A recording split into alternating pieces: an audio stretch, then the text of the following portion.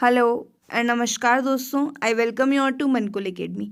आई hope आप सभी लोग अच्छे हैं और सेफ हैं। इस वीडियो में हम अभी जो NYKS ACT का फाइनल रिजल्ट डिक्लेयर हुआ है उसमें आपको आगे क्या प्रोसेस फॉलो करना है, किस तरीके से आपको डॉक्यूमेंट्स फिलअप करने हैं, उनको किस तरीके से कहाँ पर भेजना है, उन्हीं सब चीज़ों के बारे में हम डिस्कशन करने वाले हैं। लेकिन इससे पहले कि हम वीडियो स्टार्ट करें, जिन स्टूडेंट्स का सिलेक्शन हुआ है मैं मेरी तरफ से उनको कॉन्ग्रेचुलेशंस बोलती हूँ। Very very congratulations to all of you. जिनका भी सिलेक्शन हुआ है आप अपनी लाइफ में इसी तरीके से जो है सक्सेस को गेन करते रहें।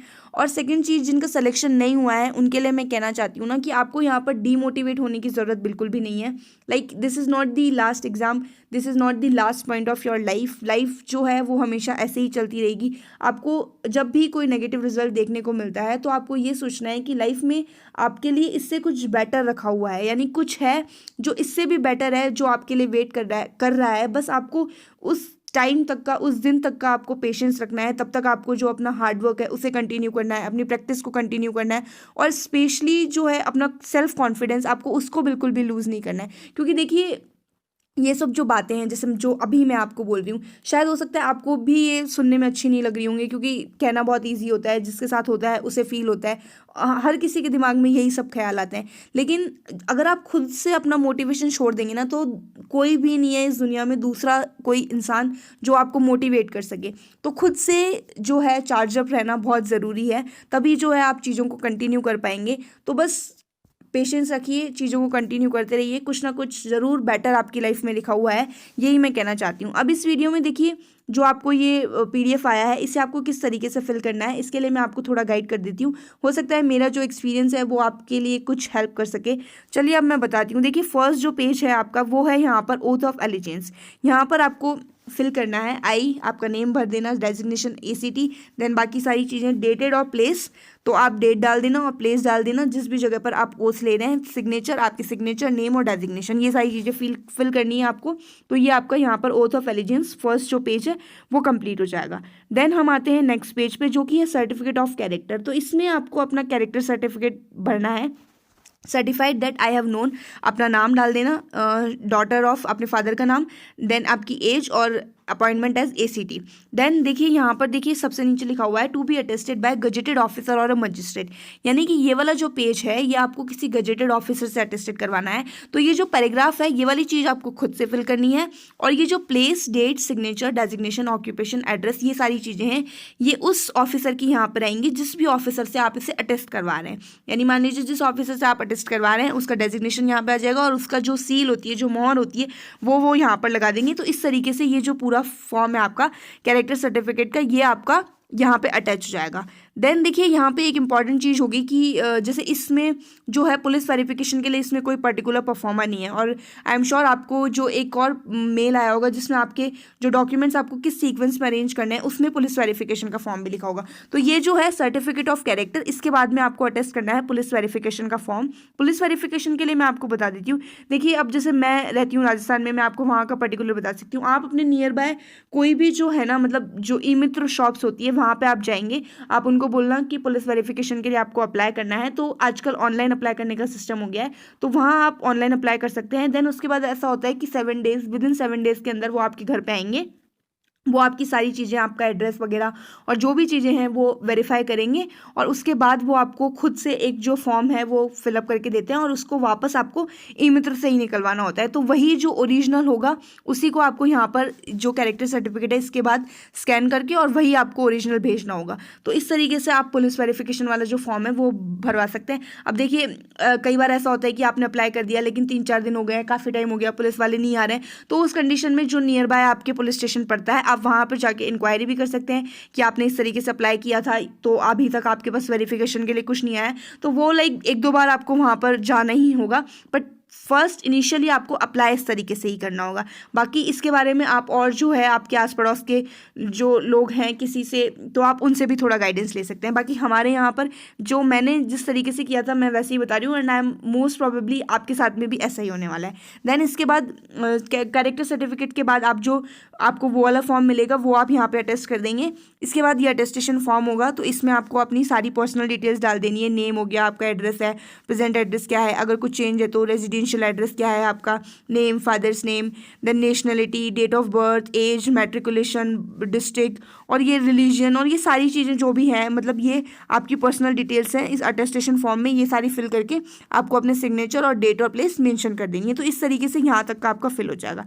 देन बात हुई आइडेंटिटी सर्टिफिकेट की, तो इसमें लिखा हुआ है certificate to be signed by any of the following, तो इनमें से किसी के द्वारा भी ये साइन किया जा सकता है। तो इसको आप बिल्कुल उसी जो है गजेटेड ऑफिसर से आप इसे आइडेंटिफाई करवा सकते हैं जिससे आपने कैरेक्टर सर्टिफिकेट आइडेंटिफाई करवाया था।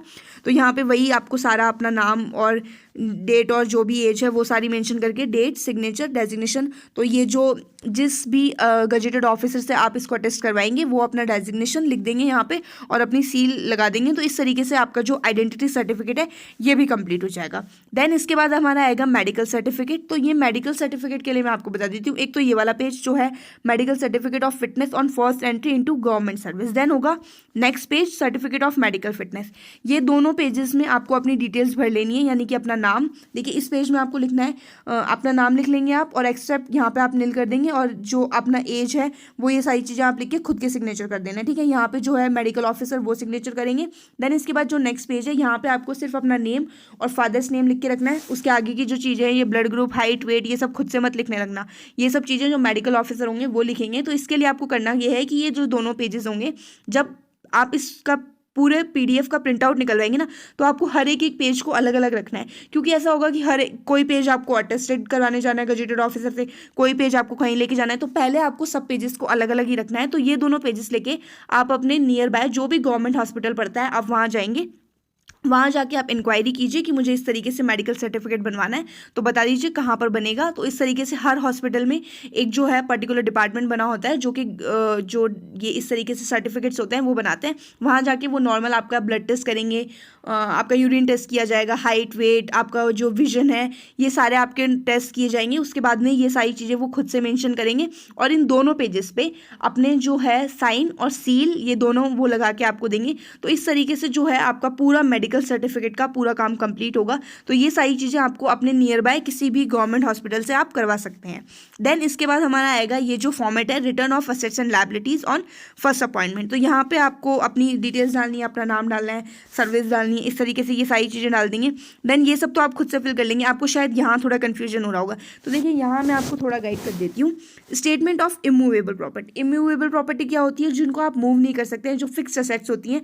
लाइक ऑब्वियसली आप सब एसीटी में सेलेक्ट हुए हैं तो आपको ये सब पता ही होगा। तो यहाँ पे देखिए land, house, shops, other buildings, अगर आपके पास कुछ है, मान लीजिए देखिए यहाँ पे देखिए डिस्क्रिप्शन ऑफ प्रॉपर्टी लिखा हुआ है। मान लीजिए आपके नाम पे कोई लैंड है तो उस लैंड का आपको यहाँ पे डिस्क्रिप्शन दे देना है। अगर आपके नाम पे कुछ भी नहीं है तो आपको ये सारी चीज़ें नील छोड़ देनी है, ठीक है। देन नेक्स्ट जो हमारा पेज है वो है लिक्विड एसेट्स का। अब लिक्विड एसेट्स में as you all know cash, bank, तो बैंक में अगर आप मान लीजिए आपका किसी बैंक में अकाउंट है ऑलरेडी तो वो अकाउंट आप यहाँ पे मेंशन कर देंगे, उसमें जो है कितना अमाउंट है ये सारी चीज़ें आप इसमें मेंशन कर देना। देन नेक्स्ट पेज है जो है हमारा वो है मूवेबल प्रॉपर्टी का। अब देखिए मूवेबल प्रॉपर्टी में जैसे मान लीजिए अगर आपके नाम पे कोई व्हीकल है या फिर कुछ गोल्ड है, इस तरीके का कुछ है, तो वो आप यहाँ पे मेंशन कर सकते हैं। नहीं है तो नील, आपको सारे जो ब्लैंक्स है उनमें नील करना है। यहाँ पे प्रोविडेंट फंड और एंड लाइफ इंश्योरेंस पॉलिसी, यानी आपके नाम पे अगर कोई LIC है या फिर कोई मेडिकल है जो आपने अपने नाम पे करवा रखा है तो उसको आपको यहाँ पर मेंशन करना है। अगर नहीं है तो सारी डिटेल्स नील छोड़ देनी है। और लास्ट जो है वो लायबिलिटीज़ का है, यानी कि कुछ रहता है जो आपको किसी और को पेमेंट करना है तो वो सेम, अगर नहीं है तो नील कर देना है। तो इस तरीके से ये सारी चीज़ें आपको कंप्लीट कर देनी है। देन इसके बाद लास्ट जो है ये मैरिटल स्टेटस का डिक्लेरेशन है। तो ये आप अपने अकॉर्डिंग दे सकते हैं, आप मैरिड है अनमैरिड है जो भी हैं अपना खुद का लिख के और इसमें आपको सिग्नेचर कर देना है। और फिर इसके बाद ये जो application for grant of exemption है ये वाला पेज आपको खाली छोड़ देना है। तो इस तरीके से ये जो सारी डिटेल्स हैं आपको ये फिल करनी है। तो इसमें सबसे इंपॉर्टेंट चीज़ें जिसमें आपको दिक्कत आएगी या फिर आपको बार बार चक्कर लगाने पड़ेंगे वो दो ही चीज़ें होंगी। एक तो होगा मेडिकल सर्टिफिकेट और एक होगा पुलिस वेरिफिकेशन। तो पुलिस वेरिफिकेशन के लिए मैं ऑलरेडी आपको बता देती हूँ, आप ऑनलाइन अप्लाई कर देना, कल ही अप्लाई कर देना, इसके लिए वेट मत करना, क्योंकि कई बार ऐसा होता है टाइम लग जाता है तो आपको ज़बरदस्ती में इधर उधर चक्कर लगाने पड़ेंगे। दूसरा बचा मेडिकल सर्टिफिकेट, तो आप अपने नियर बाय किसी भी हॉस्पिटल में जाके वो बनवा सकते हैं, तो ये आपका हो जाएगा। इस तरीके से देखिए जो आपके टोटल 19 पेजेस हैं, एक्स्ट्रा एक और पेज हो जाएगा, क्योंकि आप जो पुलिस वेरिफिकेशन वाला आपको सर्टिफिकेट मिलेगा वो भी आप कैरेक्टर सर्टिफिकेट के बाद में अटैच कर देंगे। तो इस तरीके से आपके पास टोटल 20 पेजेस हो जाएंगे। अब आपको करना ये है कि इन टोटल 20 पेजेस को आपको कर लेना है। सबसे पहले तो पेजेस को स्कैन करना है, ठीक है।